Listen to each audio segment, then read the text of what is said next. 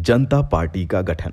नमस्कार, आप सभी का स्वागत है द ट्रांसमीटर के इस खास प्रोग्राम में, जहां आपको बेहद दिलचस्प किस्सों से रूबरू होने का बेहतरीन मौका मिलता है।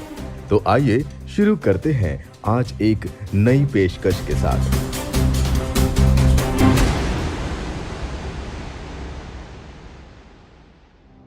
साल 1977 में जनसंघ का जनता पार्टी में विलय कर दिया गया। जनता पार्टी एक नया संगठन था जो इंदिरा गांधी सरकार के खिलाफ कई पार्टियों के एकजुट होने से बना था। साल 1977 में मोरारजी देसाई के नेतृत्व में जनता पार्टी ने पहली बार केंद्र में सरकार भी बनाई। उस समय वाजपेयी जी को केंद्रीय मंत्री बनाया गया। उन्हें विदेश मंत्रालय की जिम्मेदारी दी गई। इसी दौरान विदेश मंत्री के तौर पर अटल बिहारी वाजपेयी ने संयुक्त राष्ट्र महासभा में हिंदी में भाषण दिया था, जिसकी देश विदेश में खूब चर्चा हुई थी। जनता सरकार को शासन की बागडोर संभाले केवल 6 मास हुए, फिर भी इतने अल्प समय में हमारी उपलब्धियां उल्लेखनीय हैं। भारत में मूलभूत मानव अधिकार पुनः प्रतिष्ठित हो गए। और बता दें, वाजपेयी जी यूनाइटेड नेशन में हिंदी में भाषण देने वाले पहले व्यक्ति थे। इसके बाद साल 1989 में राजनीतिक उथल पुथल के बाद मोरारजी देसाई के इस्तीफे के बाद वाजपेयी जी का मंत्री पद का करियर भी खत्म हो गया। उन्होंने भी इस्तीफा दे दिया। लेकिन तब तक वाजपेयी जी खुद को एक दमदार राजनेता के तौर पर स्थापित कर चुके थे। भारतीय जनता पार्टी। हार नहीं मानूंगा, राग नहीं ठानूंगा, काल के कपाल पर लिखता जाता हूँ, गीत नया गाता, गीत नया गाता। अटल बिहारी वाजपेयी ने लाल कृष्ण आडवाणी, भैरव सिंह शेखावत और भारतीय जनसंघ के कुछ अन्य नेताओं के साथ मिलकर और आरएसएस के समर्थन से साल 1980 में भारतीय जनता पार्टी का गठन किया।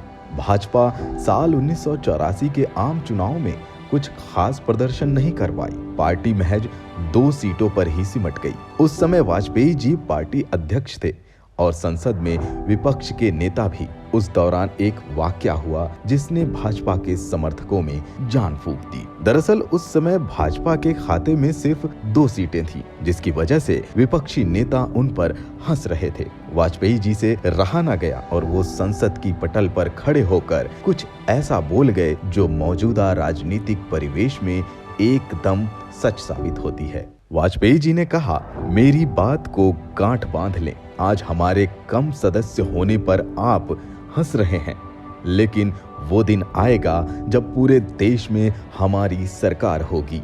उस दिन देश आप पर हंसेगा और आपका मजाक उड़ाएगा।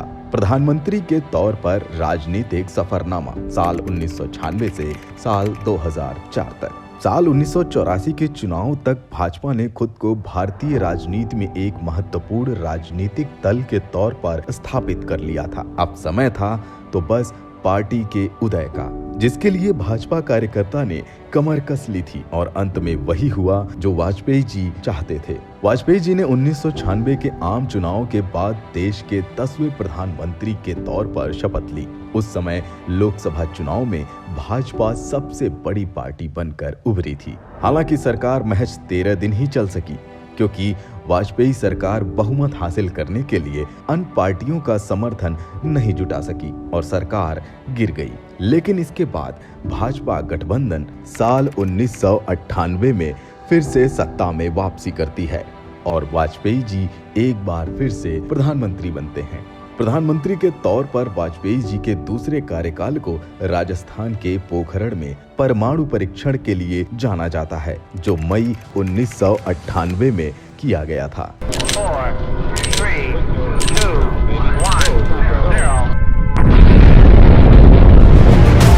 इसने पूरे विश्व को दिखाया कि भारत की भूमि महान वैज्ञानिकों की भूमि है और एक मजबूत नेतृत्व के साथ भारत नित नए मुकाम और ऊंचाइयों को हासिल कर सकता है। अभिनंदन होना चाहिए वैज्ञानिकों का, उन इंजीनियरों का जिन्होंने पोखरण में जो कुछ हुआ उसे सफलतापूर्वक करके दिखाया। इस दौरान वाजपेयी जी ने पाकिस्तान के साथ शांति प्रक्रिया को आगे बढ़ाया। उन्होंने ऐतिहासिक दिल्ली लाहौर बस सेवा का फरवरी 1999 में उद्घाटन किया। उन्होंने पाकिस्तान के साथ कश्मीर समेत अन्य सभी विवादों को सुलझाने पर पहल की। लेकिन पाकिस्तान ने इसी दौरान कारगिल युद्ध छेड़ दिया। पाकिस्तानी सैनिक कश्मीर घाटी में घुसपैठ कर कारगिल शहर के पास की सीमावर्ती चोटियों पर कब्जा जमा लिया था, जिसके बाद वाजपेयी सरकार ने पाकिस्तान को मुंह तोड़ जवाब देने के लिए ऑपरेशन विजय शुरू किया। हम शांति चाहते हैं, ये तो दुनिया ने देखा। अब दुनिया ये देखेगी कि हम शांति की रक्षा के लिए और अपनी शक्ति का भी प्रदर्शन कर सकते हैं।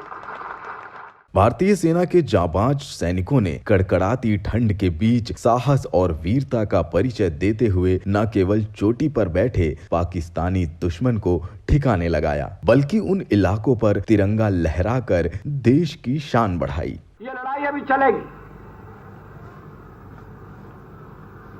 और इस लड़ाई को जीतने के लिए हमें प्रयास करना है।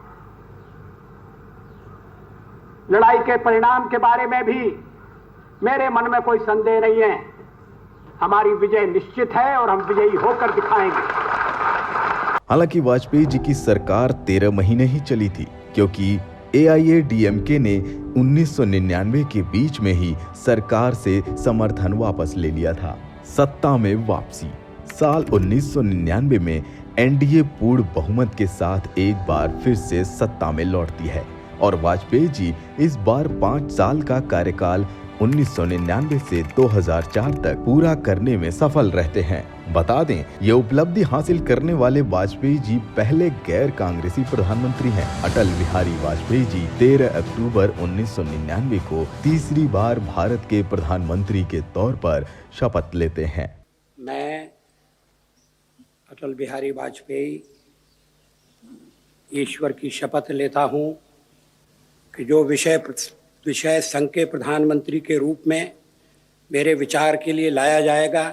इस बार वाजपेयी सरकार के दौरान कई आर्थिक और इंफ्रास्ट्रक्चर से जुड़े सुधार किए गए। इनमें निजी क्षेत्र और विदेशी निवेश को बढ़ावा देना भी शामिल था। नेशनल हाईवे डेवलपमेंट प्रोजेक्ट्स और प्रधानमंत्री ग्राम सड़क योजना जैसी कुछ लोकप्रिय योजनाएं शुरू रहीं, जो आज भी देश के इंफ्रास्ट्रक्चर में बड़ी भूमिका निभा रही हैं।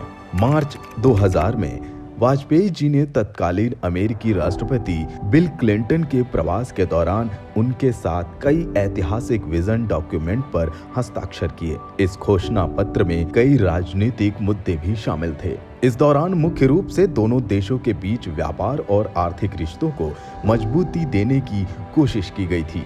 वाजपेयी जी ने आगरा समिट के दौरान तत्कालीन पाकिस्तान के राष्ट्रपति परवेज मुशर्रफ के साथ मिलकर पाकिस्तान के साथ एक बार फिर शांति बहाल करने की कोशिश की थी, लेकिन बातचीत सफल नहीं हो सकी थी, क्योंकि मुशर्रफ कश्मीर मुद्दे को अलग रखकर बातचीत आगे बढ़ाने के लिए तैयार ही नहीं हुए। वाजपेयी जी के कार्यकाल के दौरान ही 13 दिसंबर 2001 को भारत की संसद पर आतंकी हमला हुआ था। आतंकवादियों ने दिल्ली में संसद परिसर में घुसने की कोशिश की थी, लेकिन भारतीय सुरक्षा बलों ने उनकी कोशिश को नाकाम कर दिया था। इसी कार्यकाल में 2002 का गोधरा कांड भी हुआ। वो गोधरा कांड जिससे पूरा गुजरात सहम गया था। बता दें, गोधरा रेल हादसे के बाद भड़के गुजरात दंगों की वजह से प्रधानमंत्री के तौर पर वाजपेयी बहुत दुखी हुए थे। कहा तो ये भी जाता है कि उस समय वाजपेयी जी तत्कालीन मुख्यमंत्री नरेंद्र मोदी का इस्तीफा चाहते थे। खैर, वो एक अलग बहस का विषय है।